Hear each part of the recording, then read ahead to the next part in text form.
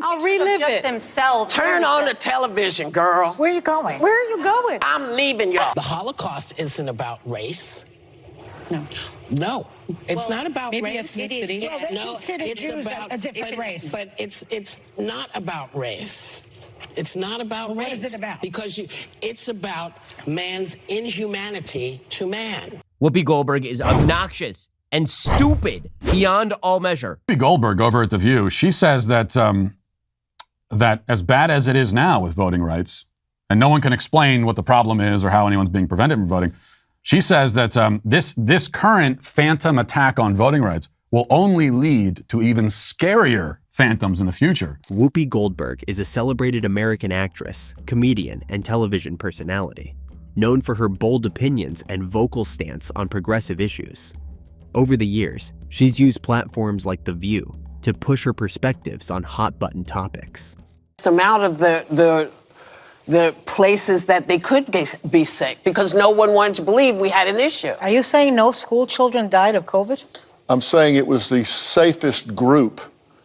They were the less vulnerable group. However, these stances have often led to fiery debates in which Whoopi faced off with celebrities who challenged her beliefs, exposing cracks in her arguments and humiliating her.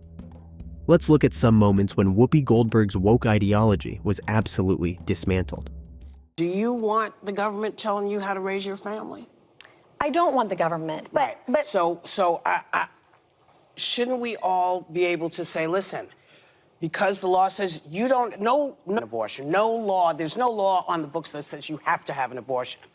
If my doctor and I feel that that's the best way for me, because if I'm a nice Jewish girl or if I'm a girl who has a different religious belief, why am I being held to someone else's religious belief? well, at some point, that baby, people will agree with me. During a heated discussion on abortion on The View, Republican Representative Nancy Mace took Whoopi Goldberg to task in a debate that left Whoopi scrambling.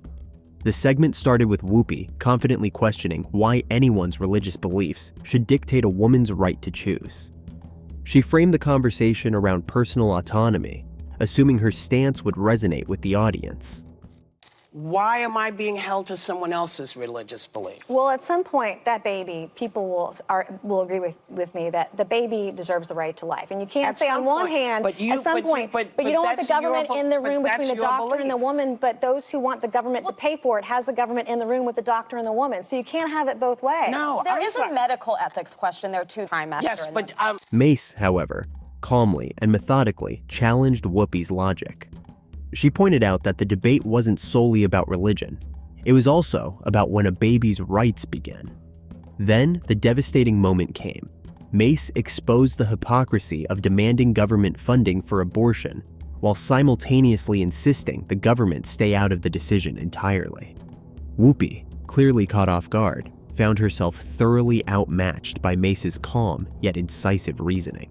Whoopi Goldberg over at The View, she says that that as bad as it is now with voting rights, and no one can explain what the problem is or how anyone's being prevented from voting, she says that this current phantom attack on voting rights will only lead to even scarier phantoms in the future. Listen to this.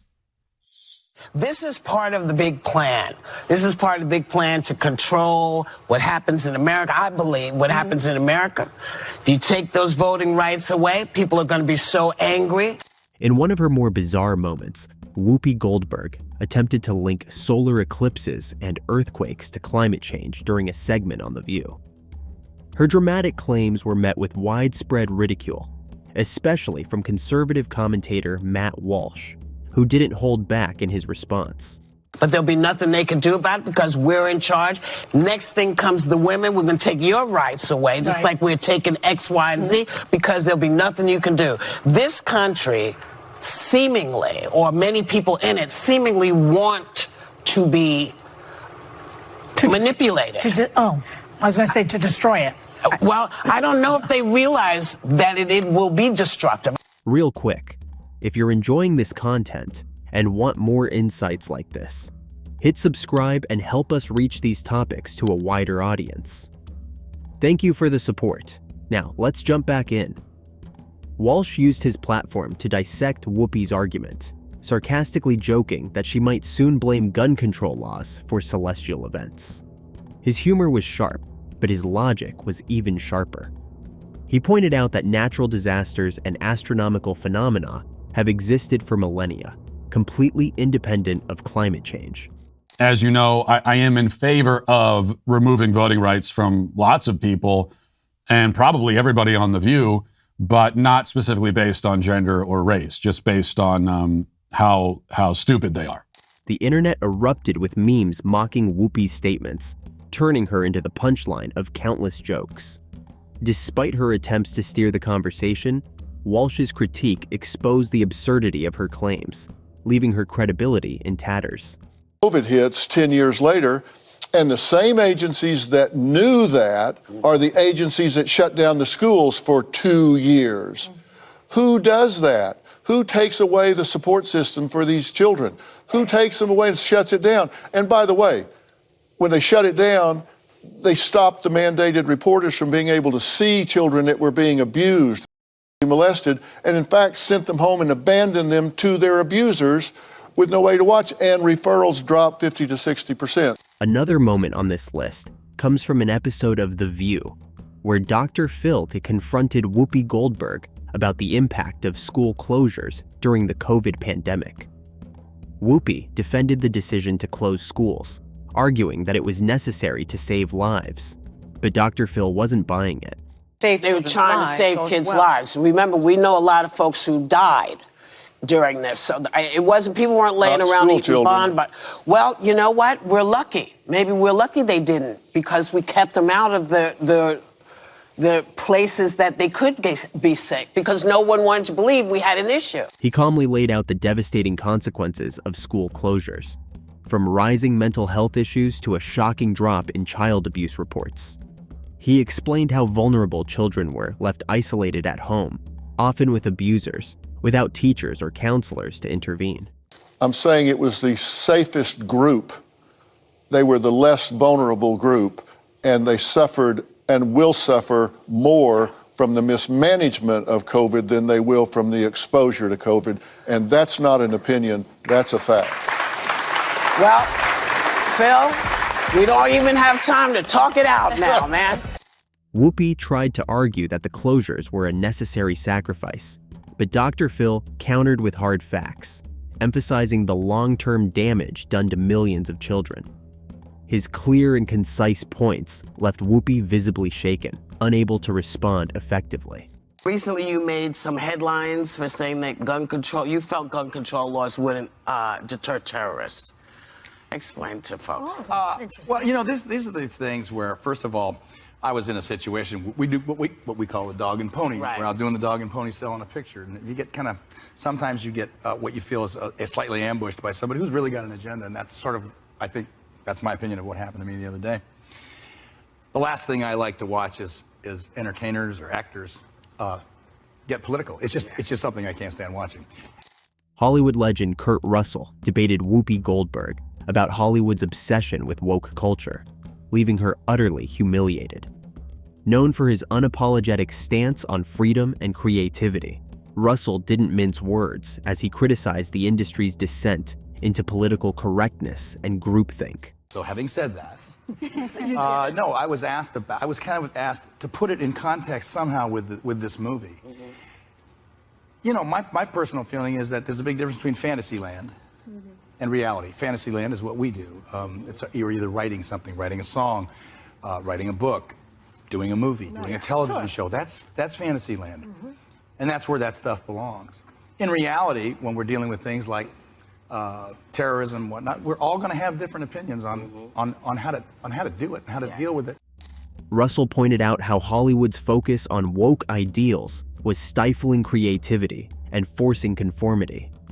He contrasted Hollywood's fantasy world with real-world issues, stating that the entertainment industry had no business dictating societal norms.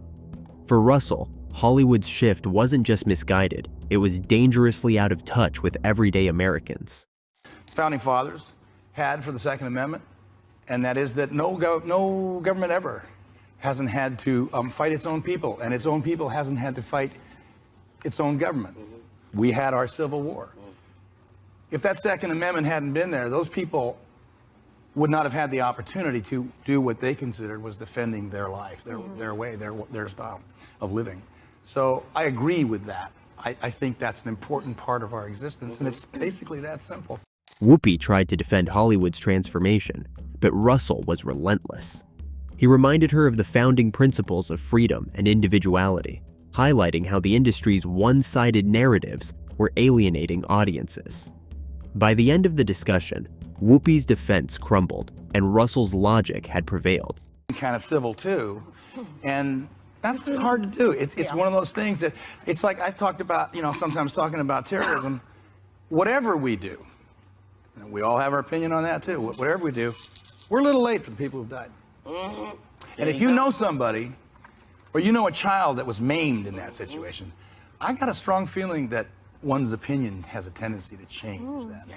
So I just leave it open for interpretation by all different people and just say we're all in this together and we got it, yeah. Violence, and you have said that you're going to fight him tooth and nail on it, and so I am so eager to hear what problems you have with the president's plan.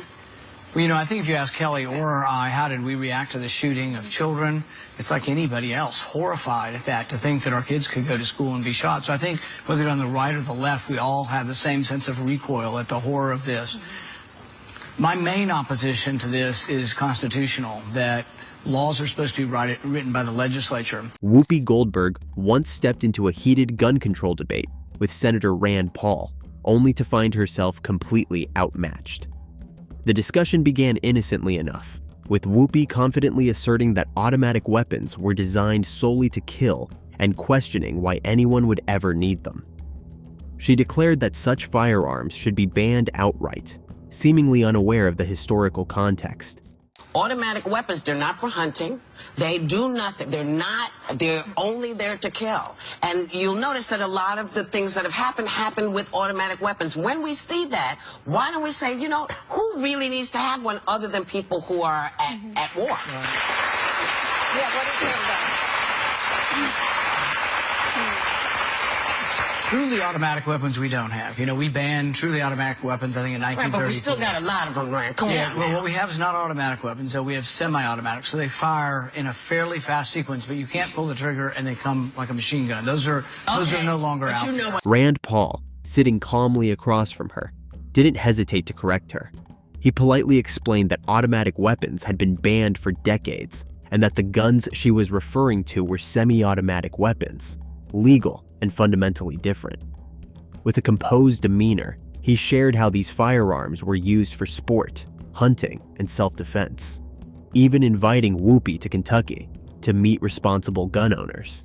What it is that there's a repetitive fire. People do hunt with them, and people do also shooting and sport shooting and target shooting and things with these guns. And come to Kentucky, and I'll introduce you to there are a lot of people who like and enjoy this as a sport.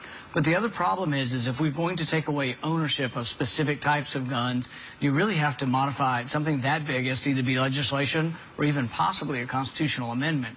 As Whoopi struggled to regain her footing, Rand delivered the knockout blow, a history lesson on the Second Amendment and its purpose to protect citizens from tyranny.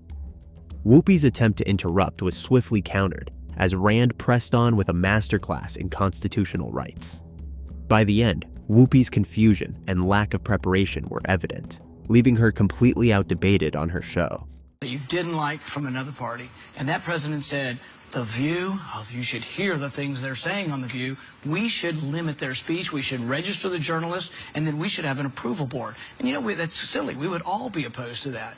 But that's the danger of letting a president make the rules. Even if you agree with what he's doing now, you should worry about having a president have so much power to create the law without Congress doing it. He's gone in a couple. I'm sorry, man. There's no reason anybody needs to have an automatic weapon. I'm sorry. I get everything else.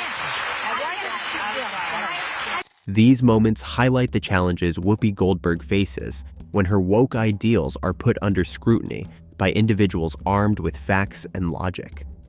Whether it's Rand Paul on gun control, Nancy Mace on abortion, Kurt Russell on Hollywood, Matt Walsh on climate change, or Dr. Phil on school closures, Whoopi's arguments have consistently crumbled in the face of well-articulated opposition. we're going to hear each other talk about it. Is that the last time you're going to talk politics as an actor? Until I'm asked to later, I'll be asked in an hour and a half about it. You know, once they trot that pony out there, they're not going to let it go. While bold, her dedication to woke culture has led to repeated public humiliation. As these debates show, holding on to one-sided narratives without understanding the full picture can backfire spectacularly. Will Whoopi Goldberg ever step back and rethink her position? Or will she continue to push forward, unfazed by these moments of reckoning? Only time will tell. Remember to leave a like and subscribe to our channel if you found this content valuable. See you in the next video.